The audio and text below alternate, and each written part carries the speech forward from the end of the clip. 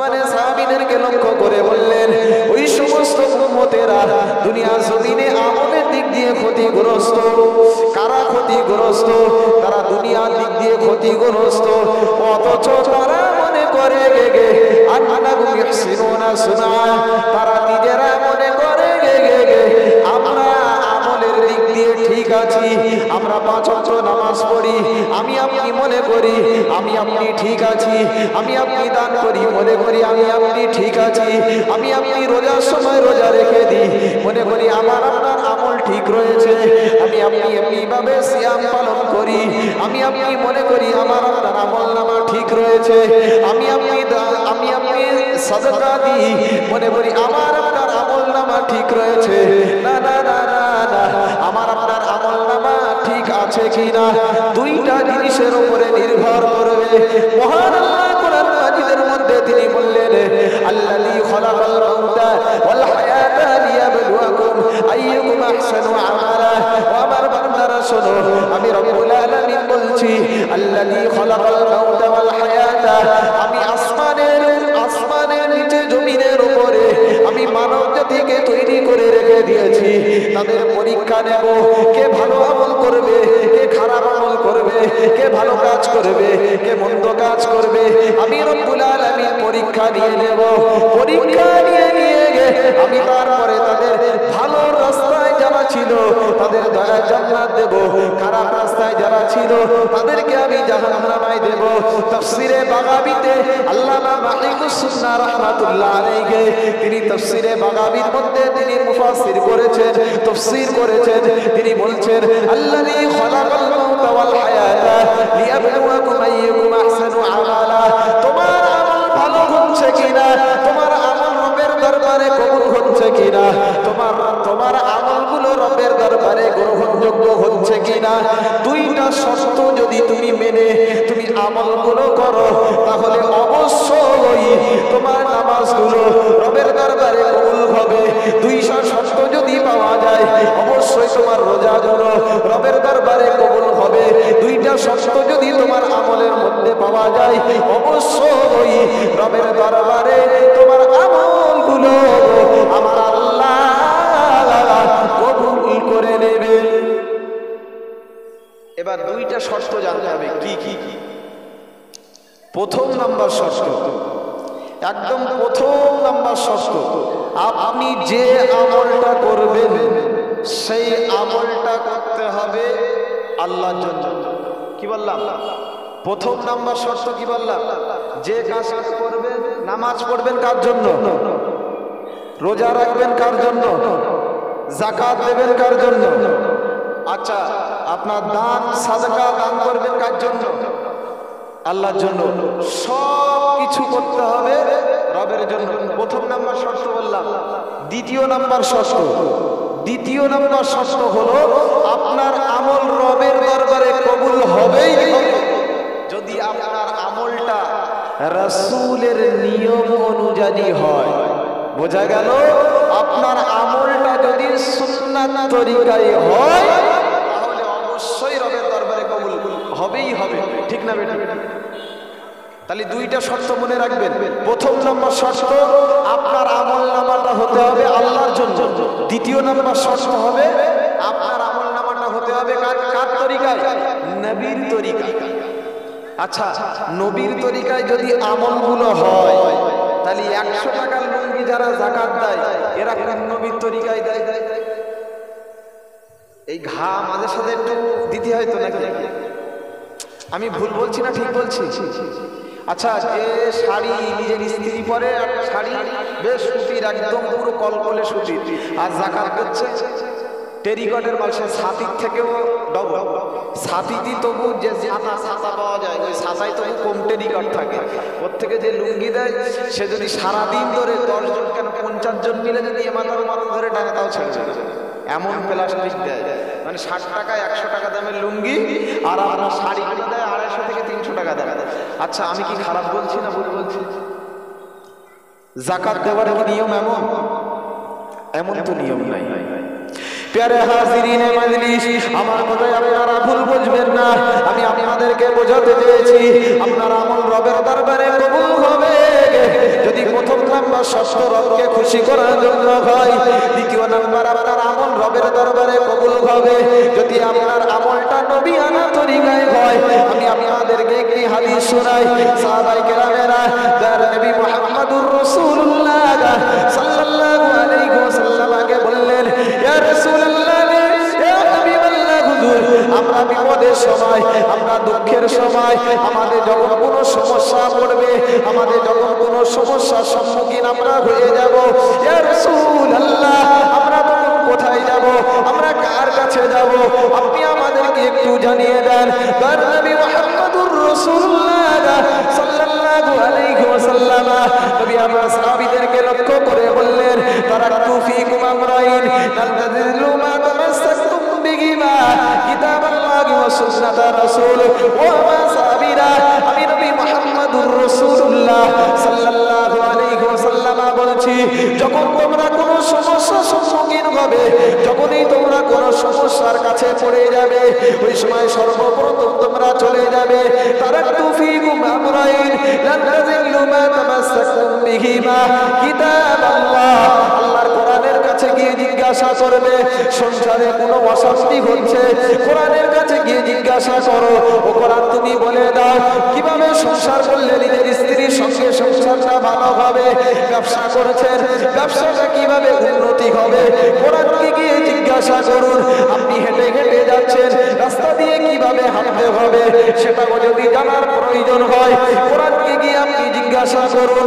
আপনার ঘুম থেকে আপনি সকালবেলা উঠবেন, কিভাবে আপনি উঠবেন সেটাও যদি আপনার জানার প্রয়োজন হয়, আপনি কোরআনের কাছে চলে যান।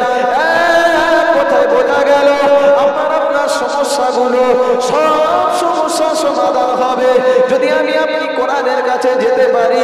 তার নবী মুহাম্মদুর রাসূলুল্লাহ সাল্লাল্লাহু আলাইহি ওয়াসাল্লাম নবী আমার সাহাবীদেরকে লক্ষ্য করে বললেন, ও আমার সাহাবীরা, না না না না, দুনিয়ার কোনো মুস্তানের কাছে যাবে না, দুনিয়ার কোনো বাদশার কাছে যাবে না, দুনিয়ার কোনো বড়াই মানুষের কাছে যাবে না, দুনিয়ার কোনো ব্যক্তির কাছে যাবে না।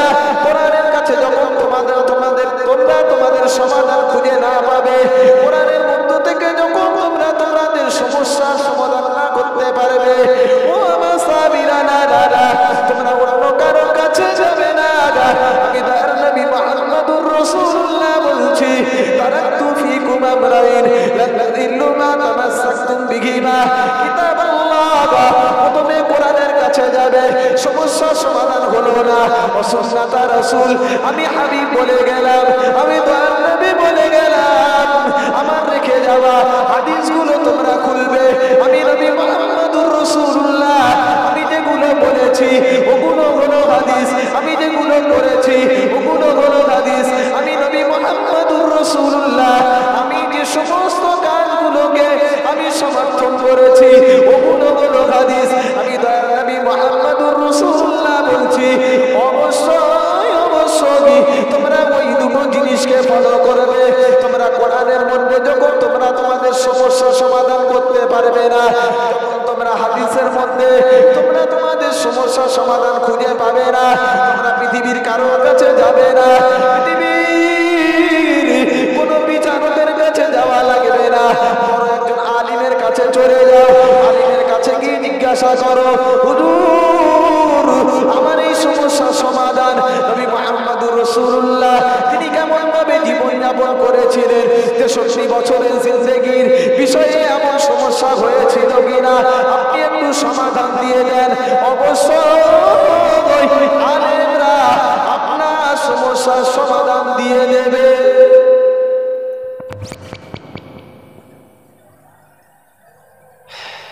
এই যে মাইকম্যান, একটু মাইকে যেতে হবে, আপনি ওদিক কাজটা করলেন, মাইকে যাবেন। জি, যে কথাটাই বলছিলাম যে আপনার সমস্যা সমাধানের জন্য কোনো মোস্তানের কাছে যাওয়া লাগবে না, কোনো তাবিজ কারকের কাছে যাওয়া লাগবে না, কোনো তান্ত্রিকের কাছেও যাওয়া লাগবে না, কোনো কারোর কাছে যাওয়া লাগবে না, অবশ্যই যাওয়া লাগবে না যদি তুমি যাও কোরআনের কাছে।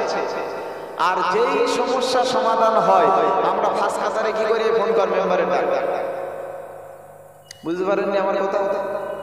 একবার বলেছি যে একটু হুজুরদেরকে নিয়ে একটু সমস্যার সমাধান করে দিই, আর যেই হুজুরদেরকে নিয়ে আসবে সেই তো আপনার নোট পাওয়া যাবে না। আমার কথাটা বুঝতে পারেননি না? ভুল বললাম না ঠিক বললাম? আগে কোনো সমস্যার সমাধান কারা করত? আলেম ওলামারা করতেন। আর এখন উল্টো, মসজিদের ইমামের বিচার কে করবে? বলেন কে করবে? সুটসাট করা। মসজিদের মুয়াজ্জিনের বিচার কে করবে? সিগারেট খাওয়া ব্যক্তি। বলেন ভুল বলছি না ঠিক বলছি? আমি ভুল বলছি? একজন আলেম রাস্তায় গাড়ি আটকে দিয়েছে, ছাড়াবে কে? ছাড়াবে কে? একই বেলা। আচ্ছা বেশটা একটু টোনটা বাড়িয়ে দেন। আমি যে সমস্যা রাসূল বলে গেছেন যে তরিকায় যেতে আমরা সম্পূর্ণ পাল্টে দিয়েছি, ওই জন্য পদে পদে হোঁচট খেয়ে মুসলমানেরা মরছে না। তাহলে আল্লাহ পাক রব্বুল আলামিন বললেন আমলের দিক দিয়ে ক্ষতিগ্রস্ত তোমরা হবেই হবে, তবে দুটো শর্ত, যাই করো আল্লাহর ভয় বা আল্লাহর জন্য করতে হবে, আর দ্বিতীয় নম্বরে রাসূলের তরিকা অনুযায়ী করতে হবে, সব সমস্যা সমাধান হবে। আর রাসূলের তরিকা ছাড়া যেই দুনিয়ার কোনো ব্যক্তির অনুসরণ করবে, দুনিয়ার কোনো ব্যক্তির হুকুম পালন করার চেষ্টা করবে, অমনি 3 সন্ধে বাস পড়বে। একদম কমপ্লিটলি কথা। অনেকজন দেখবেন যে হুজুর আমি 5 ওয়াক্ত নামাজ পড়ছি, সব কিছু করছি, তবু আমার ঘরের থেকে বিপদ যাচ্ছে না, কপালে অটোমেটিক ঝেঁটা লেগেই রয়েছে। মনে করে রাখবেন, সকালবেলা ঘুম থেকে উঠবেন আর ঘুমাতে যাওয়ার আগ পর্যন্ত আপনি নোটিশ তৈরি করবেন, লিস্ট তৈরি করবেন, সারাদিন আপনি কি কর্ম করেছেন, কিভাবে আপনি হেঁটেছেন, কিভাবে আপনি খাওয়া দাওয়া করেছেন, কিভাবে আপনি চলাফেরা করেছেন, সবগুলোকে বিশ্লেষণ করে দেখবেন যে সবগুলো নবীর তরিকায় না আমার বাপের তরিকায়। যদি নবীর তরিকায় হয়, যদি নবীর তরিকায় হয় তাহলে অবশ্যই আপনি সফলতা পাবেন। আর যদি কোনো ব্যক্তির তরিকায় হয়, ধ্বংস হবেই হবে, কোনো মাপ নাই। এখন একটুখানি আগের দিকে যাই। একজন রাজা, বিশাল বড় রাজা। আচ্ছা রাজারা গরিব হয় না বড় লোক হয়? একটু আওয়াজ দেন, জোর করে বলেন, রাজারা বড় লোক হয় না গরিব লোক হয়? হ্যাঁ, কজন লোক আছে? অন্তত 20-30 জন তো আছে। আপনি জোরে বলেন না, বড় লোক হয় না গরিব লোক? এখন রাজারা কি হয়? বড় লোক হয়। এখন রাজা নিয়ত করেছে যে এরকম আষাঢ়ের এরকম মসজিদের নাম থাকবে, এতে আমি এমনি উদাহরণ দিয়ে বলছি, এটাকে ভেঙে ফেলা হোক, ভেঙে ফেলে কারুর টাকা নেব না। রাজা আর কি মন্ত্রীকে হুকুম করছে যে কারুর টাকা নেব না, একমাত্র আমার টাকায় তোমার মসজিদ গড়া হবে, শুরু থেকে ভিত থেকে একেবারে ছাদ পর্যন্ত কমপ্লিট, শেখ পাথর বলুন আর যা লাগবে সব কিছু আমি একা দেব, কারোর 1 টাকা খবরদার মন্ত্রী যেন নিও না, বলে দিলাম। ওরা নির্দেশ রাজা দিয়ে দিলেন, ব্যাস মন্ত্রী শুনে নিল, কমপ্লিট। খুব বিশাল জোরে কাজ চলছে মসজিদে, খুব জোরে কাজ চলছে। আপনার সুন্দরভাবে পরিকাঠামো অনুযায়ী সুন্দরভাবে আপনার মসজিদটাকে গড়ে নিয়েছে। আমার কথাটা খুব মনোযোগ সহকারে শোনেন। আপনার মসজিদটা গড়ে নিয়ে নিলেন, তৈরি করে নিয়ে নিলেন। এবার রাজার একটা অভ্যাস খুব ভালো ছিল, ভালো অভ্যাস। কি অভ্যাস? অভ্যাসটা হলো এটাই যে সর্বদাই যেন সবার মুখে মুখে যেন রাজার নাম থাকে, অর্থাৎ যে আমার নাম যেন সবার মুখে মুখে থাকে। তার মানে কি? যে লোক দেখানো কাজ রাজার মনের মধ্যে, যে আমি যে করে দিচ্ছি এটা যেন লোকের মুখে মুখে থাকে। আচ্ছা মনে করুন যদি আমি এই মসজিদটা তৈরি করে দিই, আজ থেকে 50 বছর পর যদি কোনো বৃদ্ধ বাবা যদি না বলে যে মান্নান হুজুর এই মসজিদটা তৈরি করে দিয়ে গেছে, তাহলে পরের প্রজন্মের কোনো বাচ্চারা জানতে পারবে যে এটা কারা তৈরি করে গেছে? জানতে পারবে বলে মনে হয়? তো বাদশাহ প্ল্যান করলো যে যেভাবেই হোক সুন্দরভাবে একটা পাথরে খোদাই করে নিজের নামটা লিখে আপনার মসজিদের দেওয়ালের সামনে বলুন আর গেটের সামনে বলুন, সুন্দরভাবে খোদাই করে একটা নাম বাচ্চার নাম ওকে লিখে দেওয়া হোক, যাতে করে পরের প্রজন্মের ব্যক্তিরা যেন বুঝতে পারে যে এটা অমুক রাজা বাদশার হাতের তৈরি করা মসজিদ। আমার কথা বুঝতে পারছেন? কি বুঝালাম? যে রাজা যেন তিনি এটা ভাবছেন যে আমার পরের প্রজন্ম যারা আসবে তারা যেন অবশ্যই জানতে পারে যে এই মসজিদটা একজন বাদশা তৈরি করে গেছে, অন্য কেউ তৈরি করে চাই। রাজা বেশ সুন্দরভাবে কোটি কোটি টাকা খরচ করে মসজিদের সামনে খোদাই করে একেবারে পাথরের উপরে সুন্দরভাবে নিজের নামটা লিপিবদ্ধ করে দিয়েছে। রাজা রেখে দিয়ে বাড়িতে চলে গেছে, ঘুমিয়ে গেছেন। ঘুমিয়ে যাওয়ার পরে রাত্রের বেলা, এবার রাত্রের বেলা যখন জেগে গেছে, আপনার রাত্রের বেলা ঘুমিয়েই গেছে, আর কোনো খবর নাই। এবার মসজিদে মুয়াজ্জিন আজান দিচ্ছে, ইমাম সাহেব নামাজ পড়াচ্ছেন, সুন্দরভাবে নামাজ চলে যাচ্ছে। প্যারে হাজিরিনে মজলিস, খুব গভীরভাবে মনোযোগ দিয়ে শোনেন। ও বাবাজিরা, ভাইরা আমার, ও যুবকেরা আমার, ও বাপেরা আমার, মায়েরা বোনেরা আমার, আমি আপনাদেরকে বোঝাতে চাইছি বাদশা নিজের মনের মধ্যে, নিজের প্রেমের মধ্যে, নিজের দিনের মধ্যে বাদশা এই চিন্তাধারা করে নিল কিভাবে আমার নামটা দুনিয়ার প্রত্যেকটা মানুষের মুখে মুখে যেন থাকে। এই পরিকল্পনা অনুযায়ী বাদশা নিজের নামটাকে পাথরের উপরে সুন্দরভাবে খোদাই করে গেটের সামনে টাঙিয়ে দিল, সুন্দরভাবে টাঙিয়ে দিল। বাদশা রাতের বেলা ঘুমিয়ে গেল, হঠাৎ করে বাদশা রাতের বেলা স্বপ্ন যোগে যেন দেখছেন ওই খোদাই করা সুন্দর করে একটি নামটা যেন একজন ফারিস্তা আসলো। আসার পরে বাদশার খোদাই করে লিখে দেওয়া নামটা ফারিস্তা এসে মুছে দিল, একজন বুড়িমার নাম সেখানে লিপিবদ্ধ করে দিল। বাদশার ঘুম ভেঙে গেল, বাদশার সকাল হয়ে গেল, বাদশার ঘুমটা ভেঙে গেল। বাদশা কোটি কোটি টাকা খরচ করে ওই মসজিদটা তৈরি করেছিল। বাদশা সেই দিন আর ঘরেতে শুয়ে থাকে না, বাদশা এমনি ভাবে জেগে গেল। বাদশা জেগে যাওয়ার পরে সকাল বেলা বাদশা নিজে একা একা মসজিদের সামনে গেটের কাছে এসে দেখলো আমার নামটা ওখানে লেখা আছে কিনা, ওই বুড়িমার নামটা লেখা আছে কিনা, কার নাম ওখানে লেখা রয়েছে। বাদশা এই চিন্তা ভাবনা করতে করতে বাড়ি থেকে দৌড়ে দৌড়ে চলে আসলো। চলে আসার পরে দেখলো না না ওখানে বাদশার নাম লেখা রয়েছে, ওখানে কোনো বুড়িমার নাম লেখা নয়। ওই সময় বাদশা ভাবলো এটা খারাপ স্বপ্ন হতে পারে, এটা ফালতু একটা স্বপ্ন হতে পারে, এটা একটা বদমাইশ স্বপ্ন হতে পারে। আমি বাড়িতে চলে যাই, আমার আর কোনো প্রয়োজন নাই, সব ঠিক রয়েছে। বাদশা বাড়িতে চলে গেল, বাড়িতে চলে যাওয়ার পরে আবার ঘুমিয়ে গেল।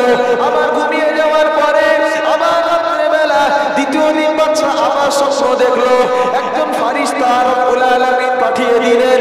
পাঠিয়ে দেওয়ার পরে ওই বাদশা দেখা নামটা পরিপূর্ণভাবে মুছে দিল, ওই বুড়িমার নাম লিপিবদ্ধ করে দিল।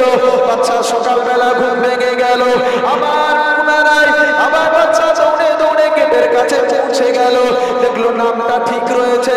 বাদশা আবার ভাবলো দ্বিতীয় দিন স্বপ্ন দেখলাম, এ খারাপ স্বপ্ন, এ শয়তানের স্বপ্ন, এ বদমাইশ স্বপ্ন, এ স্বপ্ন সত্য নয়, এ স্বপ্ন সঠিক নয়। বাদশা বাড়িতে চলে গেল, আবার দিন অতিক্রম হয়ে গেল, আবার রাত্রে বেলা চলে আসলো। এমনি ভাবে বাদশা রাত্রে বেলা ঘুমিয়ে গেল। ঘুমিয়ে যাওয়ার পরে আবার তৃতীয় দিন বাদশা একই স্বপ্ন দেখলো।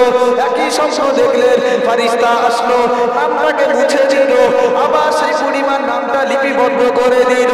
ওই সময় ওই বাদশা আবার ফিরে দিন সকালবেলা আবার উঠলেন, উঠে দেখলেন নামটা ওখানে বাদশা রয়ে গেল।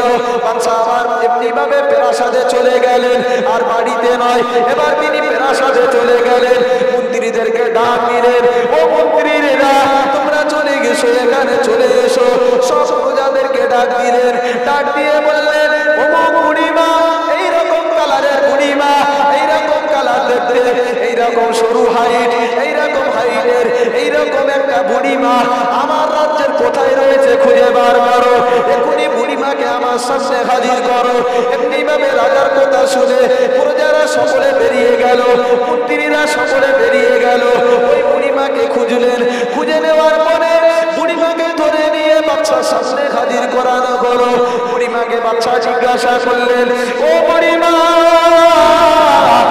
কি ব্যাপার, কি ব্যাপার মা? তোমার নামের আমি সবসময় দেখি কেন মা? তুমি কি আমার মসজিদ তৈরি করার সময় তুমি কি 10 টাকা দান করেছিলে? তুমি কি 1 টাকা দান করেছিলে? তুমি কি আমার মসজিদের কোনো কাজে সহযোগিতা করেছিলে? ও বুড়িমা, আমি বাদশা, আমার জানতে বড্ড ইচ্ছা হয়। আমি 1 দিন নয়, 2 দিন নয়, 3 দিন রাত্রে বেলা আমি তোমার স্বপ্ন দেখি, আমার নাম লেখা রয়েছে, ওই নামটা ফারিস্তারা মুছে দেয়, তোমার নাম ওখানে বসিয়ে দেয়। ও বুড়িমা, কি ব্যাপার মা, একটু বলো মা। ওই সময় বুড়িমা বাদশাকে লক্ষ্য করে বললেন, জাহাপানা, না না না, আমি তো ভিখারি, আমি তো ভিক্ষা করে খাই, আমি তো লোকের কাছে চেয়ে খাই। জাহাপানা, না না না, আমি তো দেই নাই, আমি তো 10 টাকা দেই নাই, আমি 5 টাকাও দেই নাই, আমি 1 টাকা দেই নাই। ও বাবা না, আমি কোনো সহযোগিতা করি নাই। বাচ্চা আবার পুনরায় বুড়িমাকে জিজ্ঞাসা করলেন, ও বুড়িমা, আপনি ভালো করে মনে করেন আপনি কখনো সহযোগিতা করেছিলেন কিনা? ওই সময় বুড়িমা অনেক দিন ধরে ভাবতে লাগলেন, কি আমি করেছিলাম আমার তো মনে পড়ে না। বুড়িমা অনেক দিন ধরে ভাবলেন, ভাবতে ভাবতে ভাবতে ভাবতে এক সময় মনে পড়ে গেল। বাদশা জাহাপানাকে লক্ষ্য করে বললেন, ও বাদশা, ও বাবা বাদশা, শোনো বাবা শোনো, আমার একটা কথা মনে পড়ে যায়। তুমি যে উটের পিঠে করে, তুমি যে উটের পিঠে করে তুমি সামান নিয়ে এসে মসজিদ তৈরি করেছিলে, তুমি যে উটের পিঠে করে তুমি এমনি ভাবে সামানগুলো নিয়ে এসে সুন্দরভাবে মসজিদটা তৈরি করেছো, ওই উটটা আমি দেখলাম। আমি বুড়িমা যখন রাস্তা দিয়ে ঘেটে ঘেটে যাচ্ছিলাম, আমি দেখলাম তোমার ওই উটটা পানি পিপাসার জন্য জিভ দিয়ে লাল পড়ে যায়, পানি পিপাসার জন্য ওই উটটা কাতরাতে থাকে। আমি বুড়িমা কিছুই করি না, আমি ওই উটের মুখের দিকে, তার সামনে পানি রয়েছে কিন্তু উটটা বাধা রয়েছে, সে পানিটা খেতে পাচ্ছে না। আমি বুড়িমা শুধুমাত্র ওই পানিটাকে উটের কাছে পৌঁছে দিয়েছিলাম। বাবা, আমার এইটুকু উপকারের কথা মনে পড়ে, আর কোনো উপকারের কথা মনে পড়ে না। ওই সময় বাদশা ওই সময় বুড়িমাকে লক্ষ্য করে বললেন, ও বুড়িমা, আমি কোটি কোটি টাকা দিয়ে আমি মসজিদ বানিয়েছি, আমি লক্ষ লক্ষ টাকা দিয়ে প্রজাদেরকে খাটিয়ে মসজিদ বানিয়েছি, রবের দরবারে কবুল হয় নাই, আমার রব সেটা কবুল করে নাই। ও বুড়িমা, তোমার ইখলাস, তোমার অন্তরের নিয়তটা আমার আল্লাহ দরবারে এতটা মনোনীত হয়েছে, আমার আল্লাহ দরবারে এতটা পছন্দনীয় হয়েছে, আমার এই কোটি কোটি টাকার মসজিদটা আমার আল্লাহ নিজের ফেরেশতাদের দ্বারাই আপনার নামটা ওখানে লিপিবদ্ধ করে দেয়। আর জোরে বলুন সুবহানাল্লাহ। আমি বুঝাতে পারলাম, আমি বুঝাতে পারলাম? বোঝা গেল অন্তরের নিয়তটা বড় নিয়ত। কোটি টাকা দান করে কোনো লাভ হবে না, লক্ষ লক্ষ টাকার মালিক হয়েও কোনো লাভ হবে না। আমাকে আপনাকে ঠিক থাকতে হবে। সূরা শুআরা আয়াত নাম্বার 20 রব্বুল আলামিন বললেন, মান কানা ইউরিদু হারসাদ দুনিয়া নুতিহি মিনহা। রব্বুল আলামিন পরিষ্কারভাবে স্পষ্ট ভাষায় তিনি জানিয়ে দিলেন যে অনেক মানুষ দুনিয়াতে আছে, তারা কাজ করে 2 রকমের। আমরা কাজ করি 2 রকমের। এক রকমের কাজ হলো দুনিয়ার কাজ, আর এক রকমের কাজ হলো আখিরাতের কাজ। দুনিয়ার কাজ বলতে খাই, ঘুমাই, ওঠা বসা, চলাফেরা, এই সমস্তগুলো দুনিয়ার কাজ। আখিরাতের কাজ বলতে নামাজ কালাম, আপনার রোজা, হজ, যাকাত, এগুলো হলো আখিরাতের কাজ। আমরা 2 রকমের কাজ করি। আর 2 রকম কাজের মধ্যে খুব ভালো করে শুনুন, 2 রকম কাজের মধ্যে এক রকম কাজে ইখলাসের প্রয়োজন হয় না, সেটা হলো দুনিয়ার কাজ। আপনি খাচ্ছেন, ইখলাসের প্রয়োজন নাই, আপনি শুধু আল্লাহর নাম করে খেয়ে নেন, ব্যাস এতটুকু। কিন্তু নামাজ পড়ছেন, সেখানে আপনার ইখলাস থাকতেই হবে, অবশ্যই থাকতে হবে, পার্থক্য বুঝে নেন। এখন একটা হাদিস শোনাই, একটা হাদিস আমি আপনাদেরকে শোনাই, যে হাদিসটা রাসূলের সবথেকে বেশি হাদিস বর্ণনাকারী সাহাবীর নাম জানেন? যিনি সবথেকে বেশি হাদিস বর্ণনা করেছেন, সাহাবী আবু হুরায়রা। তিনি এই হাদিসটা বর্ণনা করতে গিয়ে 3 বার বেহুশ হয়ে গেছে। খুব ভালো করে বোঝেন, মানুষ বেহুশ হয় কখন? যখন অতিরিক্ত টেনশন মাথায় নিয়ে ফেলে তখন। তাই তো? ঠিক বলছি না ভুল বলছি? আমার কথা একটু আওয়াজ দেয় না, ঠিক বলছি না ভুল বলছি? যখন মানুষ অতিরিক্ত ব্রেনের চাপ নিয়ে নেয় তখন তো বেহুশ হয়ে যায় নাকি? তো তিনি হাদিসটা সহিহ বুখারী 2382 নম্বর হাদিস, সাহাবী আবু হুরায়রা রাদিয়াল্লাহু তাআলা আনহু, তিনি এই হাদিসটা বর্ণনা করতে গিয়ে 3 বার বেহুশ হয়ে গেছে। 3 বার, একেবারে 3 বারই বেহুশ হয়ে গেছে। একজন আপনার তাবিঈ সুফাই আল আসবাহি রাহমাতুল্লাহ আলাইহি, উনি আপনার মদিনার মসজিদে গিয়ে দেখছেন যে মদিনার মানুষেরা আপনার সকল একজন ব্যক্তিকে ঘিরে বসে আছে, যেমন আমাকে নিয়ে এখন আপনারা বসে আছেন, ঠিক এমন ভাবে সাহাবী আবু হুরায়রা হাদিস শোনাচ্ছেন, আর উনি গিয়ে দেখছেন কিছু মানুষ ঘিরে বসে আছে। তো লোকেরা একজনকে গিয়ে জিজ্ঞাসা করছেন, এই ব্যক্তিটা কে, এই বক্তাটা কে, ইনি কে? তা তখন পাশের একজন বলছেন, ইনি হলেন নবীর সাহাবী আবু হুরায়রা। তিনি বসে গেলেন, হাদিস শুনলেন, কিছু বায়ান শুনলেন, সব কিছু শুনলেন। শোনার পরে এবার তিনি সাহাবী আবু হুরায়রা, তিনি এবার চলে যাচ্ছেন, বায়ান হয়ে গেছে। এবার তিনি ফিরে আস্তে আস্তে ঘরের দিকে, গন্তব্যস্থলের দিকে যাচ্ছেন। এখন আল্লামা সুফাই আল আসবাহি রাহমাতুল্লাহ আলাইহি, ইনি একজন সাহাবী আবু হুরায়রাকে বলছেন, আল্লাহর রাসূলের সাহাবী আবু হুরায়রা, আপনি আমাকে একটা হাদিস শোনান, এমন হাদিস শোনাবেন যেটা রাসূলুল্লাহ থেকে আপনি ডাইরেক্ট শুনেছেন, নিজে কানে শুনেছেন, আর রাসূলুল্লাহর কাছ থেকে নিজে বুঝেও নিয়েছেন, এমন একটি হাদিস আমাকে শোনাবেন। এবার আল্লাহ রাসূলের সাহাবী বললেন, ঠিক আছে শোনাবো, চলো বাড়িতে চলো। ওই ব্যক্তি আল্লাহ রাসূলের সাহাবী আবু হুরায়রার সঙ্গে বাড়িতে চলে গেলেন। বাড়িতে গিয়ে যাওয়ার পরে এবার বললেন, বাবা বসো, আমি তোমাকে হাদিস শোনাই, শোনো। রাসূলুল্লাহ এমন একটি হাদিস তিনি বর্ণনা করছেন যে কোন কোন ব্যক্তিদের দ্বারা জাহান্নামের আগুন জ্বালানো শুরু করা হয়। এখন বর্ষাকাল, এখন যদি চুলাতে যদি পানি চলে যায়, মায়েরা কি দিয়ে চুলা ধরায়? পাটকাঠি দিয়ে, আর নাই কোনো আপনার কাগজের টুকরা দিয়ে, যে কোনো জিনিস দিয়ে আপনার চুলা ধরায় কি ধরায় না? সর্বপ্রথম আপনার পাটকাঠি দিয়েই চুলাটা ধরায়। তো ঠিক কাদের দ্বারা রব্বুল আলামিন জাহান্নামের আগুনটাকে সূচনা করবেন, মানে শুরু করবেন?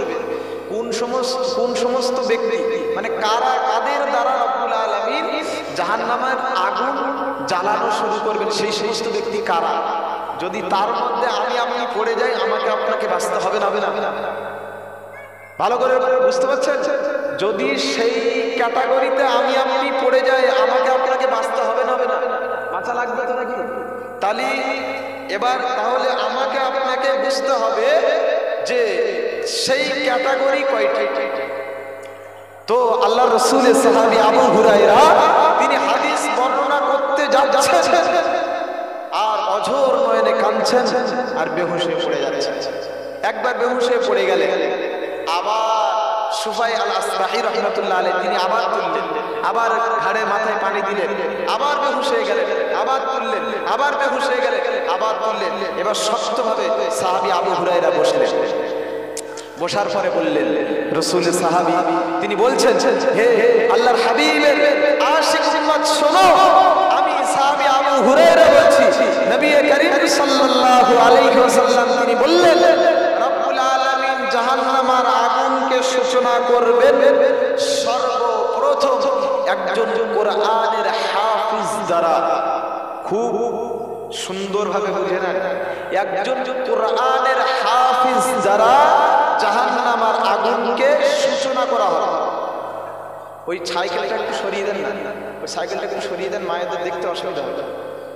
ভালো করে শোনেন, যে জাহান্নামের আগুন সূচনা করা হবে একজন কোরআনের হাফিজ দ্বারা। সুফাই আল আসরাহি রাহমাতুল্লাহ আলাইহি তিনি আশ্চর্য হয়ে গেলেন না, একজন কোরআনের হাফিজ আবার তার দ্বারা জাহান্নামের আগুন সূচনা করা হবে। প্যারে হাজিরিনে মজলিস, ও আশারিয়া যুবকেরা, ও মুরব্বিয়ানে কেরামেরা, ও বাবাজিরা ভাইরা আমার, ও পর্দানশীলা ভাইরা আমার, আপনার সন্তানদেরকে আপনি হাফেজ বানিয়েছেন, আপনার সন্তানদেরকে আপনারা আলেম বানাচ্ছেন, কিন্তু তার আগে শুনে নেন কিভাবে আপনার সন্তান যদি সেই ক্যাটাগরির মধ্যে পড়ে, তাহলে আমার সন্তানকে দিয়ে আমার আল্লাহ পাক রব্বুল আলামিন জাহান্নামের আগুনকে তিনি সূচনা করবেন। এমনি ভাবে সুফাই আল আসরাহি রাহমাতুল্লাহ আলাইহিকে আল্লাহর রাসূলের সাহাবী আবু হুরায়রা বললেন, ও আল্লাহর নবীর উম্মত, ও আশিক উম্মাহ, শোনো শোনো, আমি নবী সাহাবী আবু হুরায়রা বলছি, আল্লাহর রাসূলের সাহাবী বলছি, জাহান্নামে সর্বপ্রথম ওই কোরআনের হাফেজ দ্বারা আমার আল্লাহ পাক রব্বুল আলামিন জাহান্নামের আগুনকে প্রজ্বলিত করবেন, জ্বালাবেন। কোন কোরআনের হাফেজ দ্বারা? যে কোরআনের হাফেজরা কোরআনের হাফেজ হয়েছে, কোরআনের হাফেজ হয়েছে, হাফেজ হওয়ার পর শুধুমাত্র দুনিয়া কামাই করেছে, আখিরাতের কামাই করে নাই। কঠিন কিয়ামতের ময়দানে, মাহশরের ময়দানে আমার আল্লাহ পাক রব্বুল আলামিন হাফেজে কোরআনকে ডাকবেন, ও হাফেজে কোরআন এখানে এসো বাবা, এখানে এসো, শোনো শোনো, এখানে তোমরা লাইন দিয়ে দাঁড়িয়ে যাও।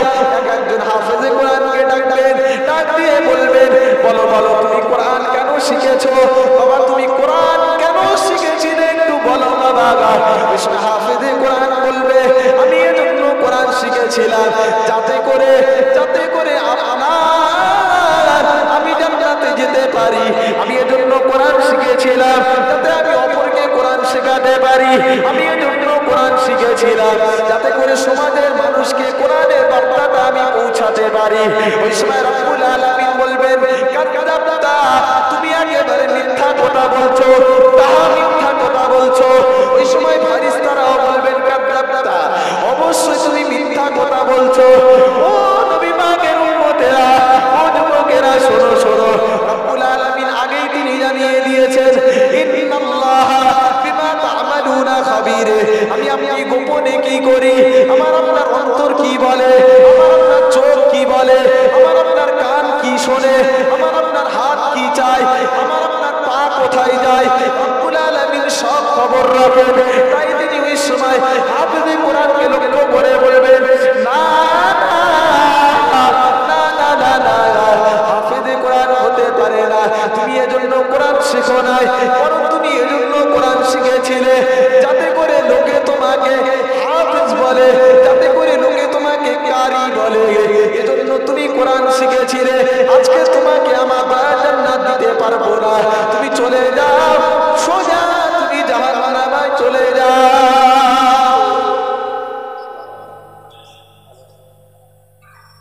হুজুর এসে গেছেন, বিয়াদবি হয়ে যাবে এই বলেই আমি ইতি টানছি।